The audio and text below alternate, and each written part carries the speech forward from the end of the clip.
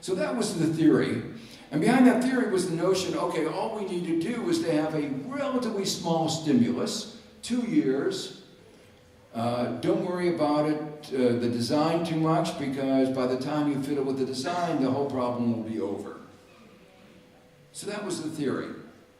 But it was obviously wrong. To me, the fundamental problem in the United States and Europe is lack of demand.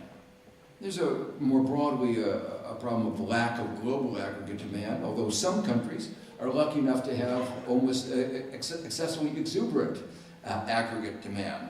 But that's not the case in the United States and in Europe. There are 5 reasons for this that I'll just list very quickly. The first is global imbalances. In the years before the crisis, there was a worry about these global imbalances, that they were not sustainable, that there would be a disorderly unwinding of these imbalances. Imbalances just mean that some countries have a big deficit, some countries have a big surplus. Basic law of economics is that the sum of deficits equal the sum of surplus. Economists argue about lots of different things, but this is something that is just arithmetic. If some country exports more than it imports, some other country imports more than it exports. So what's the problem with global imbalances? The problem is that the deficit countries have to cut back their spending, but the surplus countries don't have to increase their spending. And the result of that is that this asymmetric responses to these surpluses lead to a decrease in demand. We heard the United States complain about China's huge surpluses in the years before the crisis. But today, Germany's surpluses as a percentage of GDP and actually in absolute dollars are larger than China's were. And so these imbalances are contributing to a weak global aggregate demand. The second problem is a general problem of structural transformation. 100 years ago, most people worked in agriculture, 70%. And they needed to do that to grow the food that we needed to survive. But then technical change, largely supported by government research, led to an increase in productivity. That was great, increased living standards. It succeeded to the point where today, 2 to 3% of America's population, Europe's population, grow more food than even an obese population can consume. But that causes a problem because all these people that were in agriculture had to find jobs somewhere else. They had to move out of agriculture. And markets don't make that kind of transition smoothly on their own. Eventually they did get the jobs. They got jobs in manufacturing. We had to transform our economy. The U.S. government had a GI Bill, provided education for free for everybody returning from World War II, which was essentially all the young men in our country. And that really facilitated that structural transformation.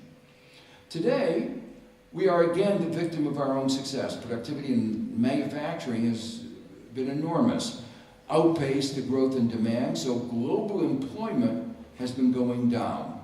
Global employment in manufacturing is going down, and the share of Europe and America in that is going down, again, because of changes in comparative advantage, change in globalization.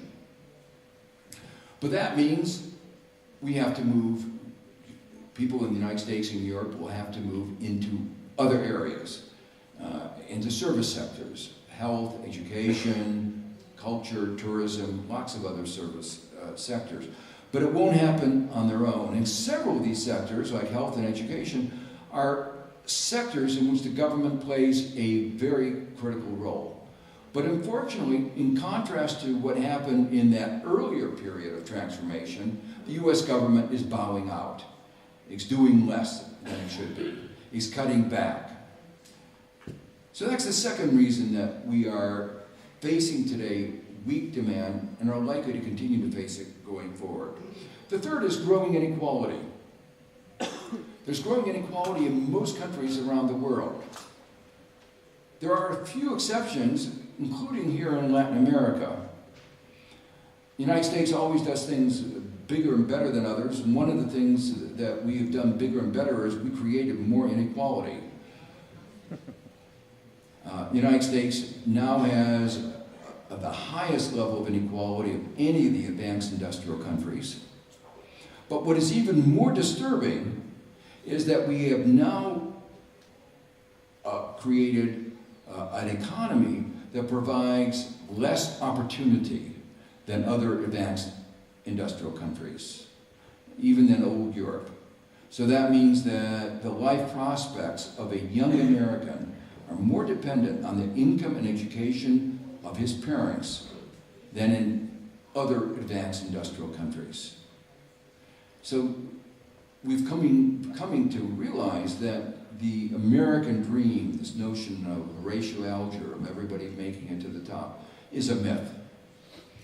That a child of somebody at the top, in the top, say, quarter, who does poorly at school, his life prospects are much better than somebody from the bottom who does much better in school. Well, inequality obviously is undermining our social fabric, it's weakening our democracy, but it also is hurting our economy. And it's hurting demand, because when people at the top don't consume the same fraction of their income as the people at the bottom. Before the crisis, though the bottom 80% were consuming 110% of their income. It was occurring because we had created this bubble, but we had created the bubble to offset the deficiency in aggregate demand from the inequality that we were creating that had reached a level not seen since the Gilded Age at the end of the 19th century and the end of the Roaring 20s before the Great Depression. So that's the third reason why we are lacking demand. The fourth is government austerity. Engaged in a big debate in the United States about which direction to go. But what is very clear is that the cutbacks in government spending are leading to a decrease in demand and increase in unemployment. Again, the IMF said that were it not for these government cutbacks, different names like sequestration, growth in the United States in 2013 would have been something like 1.75 percentage points higher than it has been.